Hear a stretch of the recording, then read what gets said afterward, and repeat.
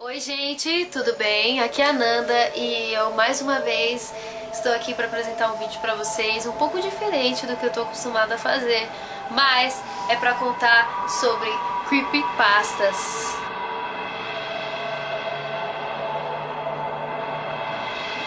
Estamos quase acabando. Eu vou falar de uma bem rápida que é o Normal Porn for Normal People, que na verdade não é bem uma creepypasta. O site existe, se você procurar na internet ele existe, o Normal Porn for Normal People, e são coisas muito estranhas que não fazem sentido nenhum. Eles têm um nome X ou qualquer coisa, .avi, e eles colocam lá e você assiste. É muito curto, tem geralmente 1 minuto, 2 no máximo, e mostram coisas esquisitas. Por exemplo, teve uma que um macaco começou a surrar uma mulher na cara, e ela ficou toda destruída. Ninguém sabe se é verdade ou não, se era uma mulher de verdade ou não, ninguém explicou isso, não ficou explicado. Várias outras coisas, de alguém lambendo lambendo a pia, a superfície da pia, coisas muito estranhas, algumas envolvendo assassinato. Esses vídeos de assassinato sumiram, ninguém sabe onde foi parar. Mas essas outras coisas muito estranhas tem nesse site e ninguém explica por quê, porque o Normal Porn for Normal People é uma coisa que eu preferi mesmo ficar longe, porque me assustou. Existem creepypastas que me assustam de verdade e eu fico realmente assim, porque são bizarras. A próxima creepypasta, a penúltima, antes da final, é a 1999, que apesar de muitas pessoas terem confirmado a falsidade dessa história, é muito estranho, muito estranho de verdade, porque existia esse blog desse Elliot, e do nada, que o garoto da história se chama Elliot, existia o blog dele e ele simplesmente sumiu.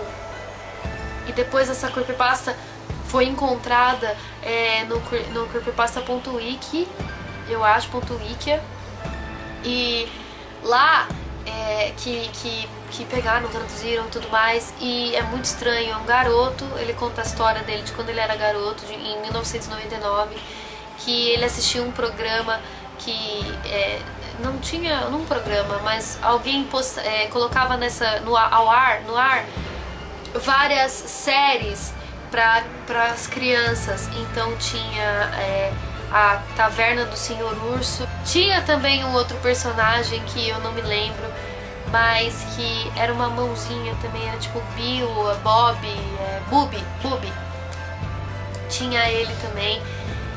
Eram várias séries assim muito estranhas, e eram várias crianças assim que não queriam estar lá trabalhando pro tal Senhor Urso. Então era muito estranho. Depois eles descobriram que na verdade o tal Senhor Urso era um assassino que matou todas essas crianças que trabalharam pra ele, e ele sumiu no mapa. Depois ele começou a procurar o Elliot quando ele voltou pra cidade dele.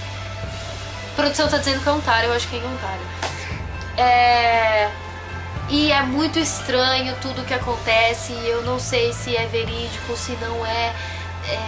A polícia toda esteve envolvida nisso. Então e eu nunca vi isso em nenhuma outra creepypasta envolvendo assassinato. Várias creepypastas que eu li que tiveram assassinatos envolvidos, eu nunca vi ninguém metendo a polícia no meio. Então quando eu li essa creepypasta e colocaram isso, eu achei muito, muito sério. Eu realmente achei verídico. E o tal Elliot estava atualizando sempre. Agora ele parou um pouco, mas ele atualiza quase sempre, todo mês. Então é uma loucura. Não sei se ele atualiza no creepypasta.wiki, mas no blog dele ele estava atualizando. E eu acho que o 1999 tem tudo para ser uma creepypasta real, apesar de muitas pessoas dizerem que não é. Pra finalizar, a pior de todas na minha concepção, que é a mais bizarra, a mais estranha, a mais... eu não tenho nem palavras pra descrever, que é o Candle Cove, que é a mais absurda, mais estranha. É muito simples, todo mundo quase... quem gosta de creepypasta com certeza conhece. Era um programa de TV em 1972 que era absolutamente estática. não tinha nada, tinha só estática. E contava a tal história, contava a história de uma menina chamada Janice, que ela entrava num mundo de piratas, ela tinha vários amigos, e tinha um vilão que chamava Pega-Peles, na tradução literal, em inglês chama Skin Taker, que ele tinha um chapéu, que era uma cartola, e uma capa feita de pele de crianças, é o que dava a entender. Não ficou explícito isso, mas era o que dava a entender. Existem muitas coisas bizarras sobre esse programa que nós procuramos, sobre o tal Skin Taker.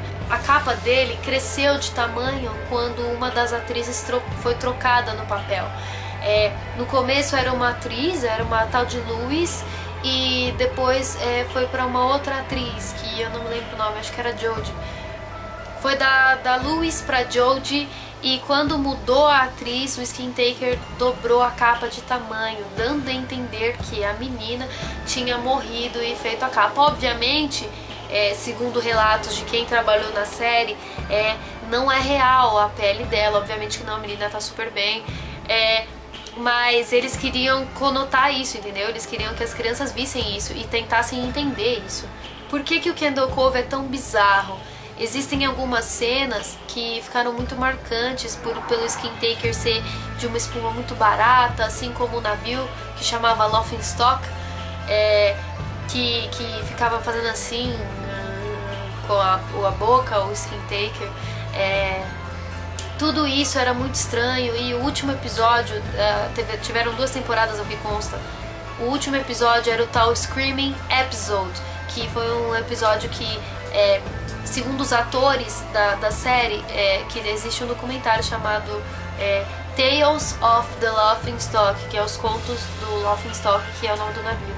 Esse documentário, não existem comprovações de que ele é real, não dá pra ter certeza, mas o que as pessoas que foram entrevistadas nele disseram que o diretor mandou todo mundo gritar loucamente, e todos começaram a gritar, até acabar a voz, até um deles começar a sangrar a garganta de tanto que gritou, e a Janice com medo, as figuras todas dançando de uma forma muito estranha e bizarra. Então tudo isso foi meio estranho. Eu também seria uma pessoa que não acreditaria numa creepypasta dessas. Eu sei que muitas delas são fakes, apesar de eu ficar procurando pra ver se elas são reais. Eu sei que muitas delas são fakes, mas o motivo pelo qual eu acredito no Candle Cove, acreditem ou não, eu fui mostrar pra mãe do Edgar, pra tia dele, pra minha avó, e a gente não contou absolutamente nada sobre o Candle Cove. Juro, de pé junto, que cai um raio na minha cabeça agora se eu estiver mentindo. Não contamos absolutamente nada pra nenhuma das 3, e as 3 descreveram o Screaming Episode perfeitamente. Com com os bonecos dançando, fazendo umas coisas estranhas. Claro que elas não viam nitidamente, mas elas conseguiam enxergar, e tudo que nós 3 víamos era estática. Muitas pessoas só veem estática o tempo inteiro, e é muito estranho isso, e eu achava fake por causa disso, porque, ai nossa, por que só algumas pessoas podem ver? Mas quando eu mostrei pra minha avó, e ela disse pra mim, olha, você não tá vendo o navio aqui? Foi na hora que eu fiquei em choque, que eu parei e falei, não é possível, você tá de brincadeira comigo. Que eu comecei a procurar, que deve ter uma explicação pra isso. E alguns atores que participaram, que não sei como, mas tem uma página que fala disso, e de um dos atores que participaram, algumas coincidências muito estranhas.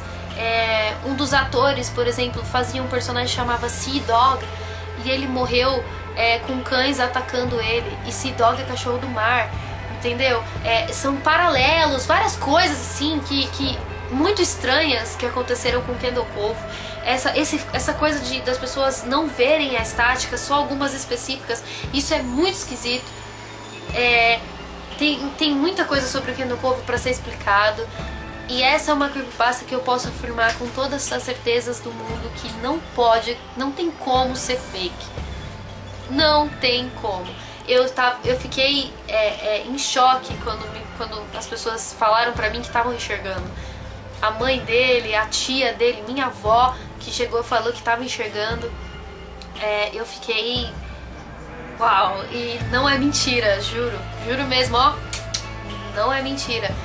E foi uma loucura. Eu acredito que o Kendall Cove tem tudo pra ser uma creepypasta real.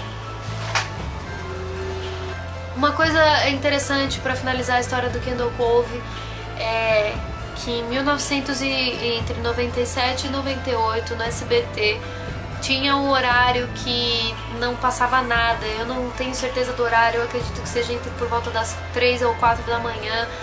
Não tinha certeza, até um pouco mais, eu não me lembro exatamente o horário, mas as pessoas que eu li, que comentaram sobre isso, disseram que tinha meia hora só de estática, que passava no SBT entre 97 e 98. Não sei se é verdade, não tem como comprovar, mas foi o que nós procuramos e que nós encontramos. E é totalmente bizarro. Kendall Cove, eu fiquei encucada por causa disso. Me dá medo por conta disso, entendeu? Fazer um programa infantil doentio, assim, entendeu? Eu não acredito nisso. Em alguns sites, eles contam que um tal Chris Straub que criou o Kendall Cove, mas toda vez que falam com ele sobre o assunto, ele desvia a conversa, ele evita falar sobre isso, ele não dá nenhuma explicação. O Tales of the Laughingstock, se for mesmo uma continuação do Kendall Cove, se for mesmo uma creepypasta, ele nunca disse que ele escreveu. Toda vez que alguém pergunta, ele não dá nenhuma resposta. Então, pra mim, ele se aproveitou da ideia e pegou pra ele. Porque se não fosse real, minha avó não teria enxergado. E isso me deixou realmente em choque. Juro. Eu fiquei... Caralho, porra, ela tá enxergando, como isso? Eu não tô vendo nada. Eu falei, vó, você tá falando sério? Ela, tô falando sério, olha aqui, eu tô vendo um barco. E foi bizarro, foi coisa louca. Mas Kendall Cove, se não sabem o que é, procurem também. Eu vou deixar, na verdade, aqui embaixo todas essas que eu falei pra vocês lerem, porque é muito bom mesmo e vale a pena procurar e me ajudar a investigar. Vai que vocês veem alguma coisa. Se vocês estiverem vendo alguma coisa, por favor, me diz, porque eu preciso saber como isso é possível, ok?